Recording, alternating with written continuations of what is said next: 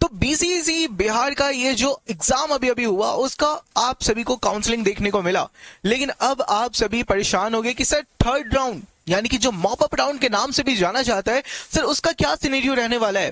तो इस वीडियो में शुरू से लेकर के अंत तक आपके मॉप अप राउंड के बारे में हम लोग प्रॉपर्ली बात करेंगे। मॉप अप राउंड आपका कब होगा, कैसे होगा और क्या क्या आपको करना पड़ेगा, क्या डॉक्यूमेंट्स आपको रेडी रखने पड़ सकते हैं, क्या क्या सारी चीजें रहेंगी, उन सभी के ऊपर में हम लोग प्रॉपर्ली बात करेंगे। और कौन कौन से कॉलेज आपको अलॉट हो सकते हैं, क्या रैंक आपका है तो आपको कॉलेज के लिए इंतजार करना चाहिए, मॉप अप राउंड में कौन कौन शामिल हो सकते हैं, उन सभी पर हम लोग बात करेंगे, उन सभी को हम लोग पॉइंट को कवर करेंगे। तो यहां पर आप सभी एक बात को ध्यान दीजिएगा कि जो मॉप अप राउंड का हमारा ये क्राइटेरिया है, ये पहले है क्या इसको समझ लीजिए। जैसे कि बीसीईसी आपका एग्रीकल्चर फील्ड में, बीएससी नर्सिंग में, इसके अलावा मतलब नर्सिंग फील्ड का जो देता है बीएससी नर्सिंग में, इसके अलावा और भी दूसरे सेक्टर्स जैसे इंजीनियरिंग हो गया, इन सारे ही सेक्टर्स में आप लोगों को अपने थ्रू एक कॉलेज अलॉट करता है ताकि आप पूरे तरीके से अपने कोर्स को कंप्लीट कर सको, है ना। तो एग्रीकल्चर फील्ड, इंजीनियरिंग फील्ड, इन सभी में मेजरली सीट्स वैकेंट रह जाते हैं मॉप अप राउंड में। लेकिन उसके पहले मॉप अप राउंड क्या है सर, देखिए तो मॉप अप राउंड आपका वो राउंड होता है जो कि एक थर्ड राउंड होता है। जैसे कि फर्स्ट राउंड में कुछ बच्चों को कॉलेज अलॉट होता है, इसके बाद फिर कुछ बच्चे कॉलेज को नहीं लेते हैं, यानी कि फर्स्ट राउंड में उनको लगता है कि मुझे इससे बेहतर कॉलेज मिल सकता है, तो वो उस कॉलेज को छोड़ करके फिर दूसरे कॉलेज के लिए अपना सेकंड राउंड में भी खुद को अपग्रेड कराते हैं। और सेकंड राउंड में भी उनको अगर कॉलेज मिल जाता है तो कुछ बच्चे कॉलेज में एनरोल हो जाते हैं और कुछ बच्चे उस कॉलेज को भी होल्ड करते हैं कि मुझे इससे भी बेहतर कॉलेज मिले। तो उसके लिए फिर वो लोग थोड़े टाइम और इंतजार करते हैं अपने बेटर कॉलेज के लिए। तो मॉप अप राउंड में वो बच्चे इनरोल होते हैं, यानी कि वो बच्चे अप्लाई करते हैं जो पहले और दूसरे राउंड में उन्हें कॉलेज नहीं मिला हो, या फिर पहला और दूसरा राउंड का उनको कॉलेज मिला हो लेकिन वो अपग्रेड करना चाह रहे हो कॉलेज, या फिर इधर के राउंड में वो अपना अप्लाई नहीं किया तो रजिस्ट्रेशन करा हो और वो बच्चे फिर सीधा थर्ड राउंड के लिए भी अप्लाई कर सकते हैं। तो इस तरीके से हमारा मॉप अप राउंड में आपका अप्लाई होता हुआ देखने को मिलता है सारे स्टूडेंट्स के थ्रू। अब यहाँ पे फंडा क्या है सर, जो सेकेंड राउंड में जिनको कॉलेज नहीं पसंद होगा वो भी मॉप अप राउंड में इंटर कर सकते हैं, बिल्कुल कर सकते हैं। जो भी स्टूडेंट्स सेकेंड राउंड में कॉलेज से सेटिस्फाइड नहीं है वो अपने कॉलेज के अपग्रेडेशन के लिए मॉप अप राउंड यानी कि जो थर्ड राउंड होता है उसमें एंटर कर सकते हैं।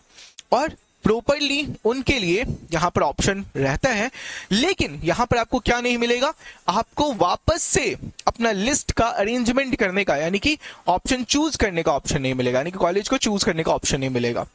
यहाँ पे मॉप अप राउंड होगा कैसे उसके बारे में भी हम लोग आगे बात करेंगे, लेकिन पहले मैं बता दूं कि जो मॉप अप राउंड है आपका, इसमें जो स्टूडेंट सेकेंड राउंड में कॉलेज छोड़ते हैं उनके बाद जो सीट्स बचते हैं उस सीट्स के बेसिस पे मॉप अप राउंड का पूरा पूरा सीट निकाला जाता है। और सर टोटल कितने सीट वैकेंट रह सकते हैं, तो आपके 100 से 150 से लेकर के 500 तक लगभग सीट्स वैकेंट रह सकते हैं मॉप अप राउंड में। मैक्सिमम चांस क्या क्या रहता है, किस किस फील्ड में आपके चांसेस रहते हैं कॉलेज मिलने के, तो आपके मेजरली इंजीनियरिंग फील्ड में, है ना, इंजीनियरिंग फील्ड में आपको कॉलेज मिल सकता है, फिर आपको नर्सिंग फील्ड में कॉलेज मिल सकता है, ठीक है, और फिर आपका एग्रीकल्चर फील्ड में कॉलेज मिल सकता है। तो इस तरीके से ये जो तीन है ये मेजर है, बाकी में भी कॉलेज मिलने के चांसेस रहते हैं बट प्रोबेबिलिटी थोड़ी सी कम हो जाती है, ठीक है। अब यहां पर जो थर्ड राउंड है उसमें आपको पूरी तरीके से जाना होता है और इसके बाद में आपको कंप्लीट करना होता है। तो सर ये जो मॉप अप राउंड होता है ये ऑनलाइन होता है या फिर ऑफलाइन होता है, तो मॉप अप राउंड हमारा रजिस्ट्रेशन जो होता है बिहार में वो ऑनलाइन होता है, यानी कि रजिस्ट्रेशन आपको ऑनलाइन कराना होगा, लेकिन जो आपका प्रॉपर काउंसलिंग होगा यानी कि कॉलेज का अलॉटमेंट और बाकी सारी चीजें उसके लिए आपको पटना जाना पड़ेगा। पटना में जाने के बाद में पटना में प्रॉपरली आपको वहां पे हमारे जो सेंटर्स होंगे वहां पर से आपको कॉलेज अलॉट करके दिया जाएगा, ठीक है। तो यहां पर प्रोसेस होता है कि रजिस्ट्रेशन आपको ऑनलाइन करना है, इसके बाद फिर आपको एक रोल नंबर लिस्ट आपको मिलेगा, एक रजिस्ट्रेशन नंबर का आपको लिस्ट मिलेगा और उस लिस्ट के नंबर के अकॉर्डिंग आपको बुलाया जाएगा और यहां पर जो कॉलेज अलॉटमेंट होगा वो पटना में ऑफलाइन सेंटर्स पे आपको कॉलेजेस अलॉट किए जाएंगे। क्लियर है। तो इस तरीके से ये पूरा हमारा जो राउंड 3 है, जो मॉप अप राउंड है, वो कंप्लीट किया जाता है। इसमें मैं आपको एक और दूसरी चीजों को बताऊं तो यहां पर जो मॉप अप राउंड है इसमें राउंड 1 अपीयर कौन कौन हो सकते हैं उसके बारे में बता देते हैं। राउंड 1 और राउंड 2 में जिनको सीट नहीं मिला वो अपीयर हो सकते हैं, जो काउंसलिंग में भाग नहीं लिए राउंड 1 और राउंड 2 में वो भी अपीयर हो सकते हैं, और तीसरा जो सीट ज्वाइन कर लिए हैं लेकिन फिर भी वो अपग्रेड करना चाहते हैं, यानी कि कॉलेज मिल चुका है बट फिर भी अपग्रेड करना चाहते हैं, वो भी इंटर कर सकते हैं। ठीक है, अब मैं एक बात बताना चाहूंगा, वैसे बच्चे जिनका रैंक बहुत ज्यादा है उनको इसके लिए रुकने की जरूरत नहीं है। हमारे जो फर्स्ट राउंड और सेकंड राउंड का कट ऑफ रहा उसके अकॉर्डिंग ही आपको करना है। तो सबसे पहले मैं बता दूं, जिनको तो सीट मिला उनके लिए बहुत अच्छी बात है, जिनको सीट नहीं मिला उनको घबराना नहीं है। कौन कौन से बच्चे यहां पर अपीयर हो सकते हैं उसके बारे में भी हम लोग बात करेंगे, लेकिन अगर आपका रैंक बहुत ज्यादा है तो आप प्रॉपर्ली अब तैयारी शुरू कीजिए, क्योंकि अब अगले साल का जो एग्जाम होगा उसमें आपको अपीयर होना है। ज्यादा इधर भाग दौड़ करके आप अपना टाइम वेस्ट करेंगे और कुछ भी नहीं। तो प्रॉपर्ली आप अगर प्रिपरेशन करना चाहते हो तो सुदर्शन बैच से आप ज्वाइन कर लो। यहाँ पे आपको निखत मैम बायोलॉजी स्पेशलिस्ट है, पूरी तरीके से आपको बायोलॉजी पूरा कंप्लीट कराएंगी। यहाँ पे ऋतिक सर आपको केमिस्ट्री कराएंगे, फिजिक्स रितेश सर और देवेंद्र सर, और केमिस्ट्री अंशु मैम और ऋतिक सर दोनों ही टीचर्स आपके लिए, यानी कि पूरे टीचर्स की टीम आपको प्रॉपर्ली आपका सारा सब्जेक्ट कंप्लीट कराएंगी। इसके अलावा यूट्यूब पर भी सेशंस चल रहे हैं, तो मेरे सेशंस बायोलॉजी के आपके यूट्यूब पे शाम 5 बजे 6 बजे देखने को मिलता है, जिसमें थ्योरी उसके बाद फिर क्वेश्चन प्रैक्टिस भी मैं कराता हूं।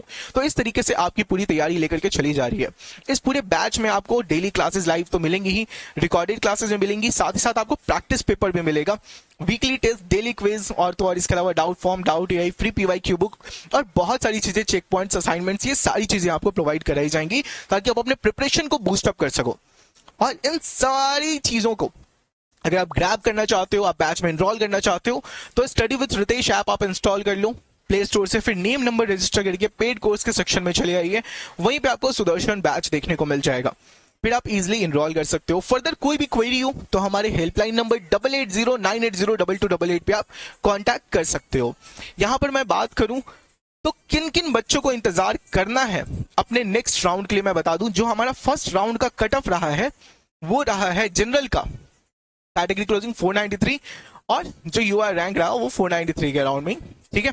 और बीसी का 352 रहा, ईबीसी का 291, आरसीजी का 194, एससी का 142, ईडब्ल्यूएस का 146 से कम में, एसटी का 10 और डीक्यू 37। तो इस तरीके की कुछ मार्किंग है।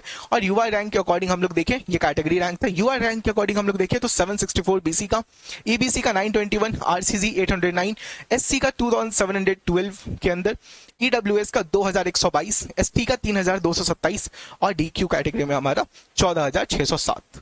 इसी में बात करें जो हमारा सेकंड राउंड रहा उसका, तो जनरल का 652 हमारा रहा, ईडब्ल्यूएस का 169 के अंदर, बीसी का 433, ईबीसी का 337, एससी का 175, एसटी का 10, आरसीजी का 248 और डीक्यू 50।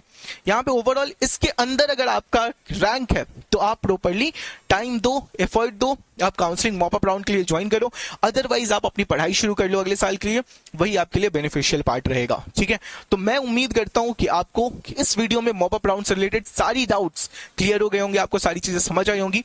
फिर भी कोई डाउट रहा तो कमेंट सेक्शन में कमेंट कीजिए, प्रॉपर्ली हम लोग उसका रिप्लाई करेंगे। Thank you, all the very best. कोई भी प्रॉब्लम है तो आप हमसे कॉन्टैक्ट कर सकते हैं। Thank you.